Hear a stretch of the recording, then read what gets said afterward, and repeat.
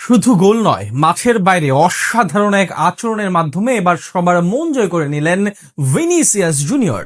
প্রতিপক্ষ ফুটবলারকে ব্যথা দিয়ে নিজেই ক্ষমা চাইলেন অকপটে। যতক্ষণ সেই ফুটবলার মাটিতে পড়েছিলেন ততক্ষণ দাঁড়িয়ে থাকেন তার পাশে। মাঠের বাইরে ফুটবলের আসল সৌন্দর্য ফুটিয়ে তুললেন এই ব্রাজিলিয়ান। ভিনিসিয়াস জুনিয়রের সেই আচরণ নিয়ে বাকিটা জানবো রিপোর্টে। পুরো দল সবার মন খারাপ করে দিলেও এক ভিনিসিয়াস জুনিয়র আশা দেখাচ্ছেন সবাইকে।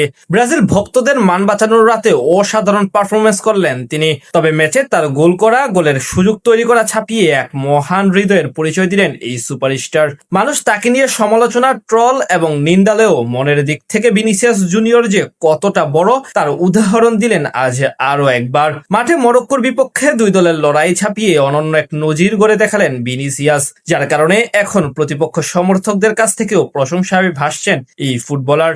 ভিনিসিয়াস জুনিয়র নামটি ফুটবল দুনিয়ায় বিভিন্ন কারণে আলোচিত, সমালোচিত। নিজ দেশ, ক্লাব কিংবা প্রতিপক্ষ, নানান সময়ে নানান কারণে সবার কাছে সমালোচিত ও আলোচিত হতে হয় তাকে। মাঠের বাইরে এই নিয়ে সব সময় হেডলাইন হয় বিনির নামে। তবে এবার বিশ্বকাপে ব্রাজিল দলের জন্য অন্যতম বড় তারকা তিনি। আজ খেলেছেনও ঠিক সেভাবেই, কিন্তু এর মাঝে মানুষ ভিনিসিয়াস যে কতটা সুন্দর এবং ভদ্র ও মানবিক সেটার প্রমাণ দিলেন অসাধারণ এক মুহূর্তের মাধ্যমে, যেই দৃশ্য তাকে ভালোবাসতে বাধ্য করবে সবাইকে। এদিন মরক্কোর বিপক্ষে খেলতে নেমে শুরু থেকে চাপে ছিল 5 বারের বিশ্ব চ্যাম্পিয়ন ব্রাজিল। 21তম মিনিটে ইসমাইল সাইভেরির গোলে এগিয়ে যায় মরক্কো। যদিও 27তম মিনিটে অসাধারণ নৈপুণ্য দেখিয়ে দলকে সমতায় ফেরান ভিনিসিয়াস। আজ পুরো ম্যাচে এমন দাপট দেখান তিনি। তবে এর পাশাপাশি আরো একটি কাজ করে সকলের মন জয় করে নেন এই ফরওয়ার্ড। ম্যাচের তখন চলছিল 34তম মিনিটের খেলা। প্রতিপক্ষ ডিফেন্ডার আশরাফ হাকিমির কাছ থেকে বল ছিনিয়ে আনতে গিয়ে তার পায়ে ভুলবশত আঘাত করে ফেলেন ভিনি। সাথে সাথে মাটিতে লুটিয়ে পড়েন হাকিমি, কিন্তু এটি যে একদমই ইচ্ছে করে দেননি ভিনিসিয়াস সেটা বুঝিয়ে দেন কয়েক সেকেন্ডের মধ্যে।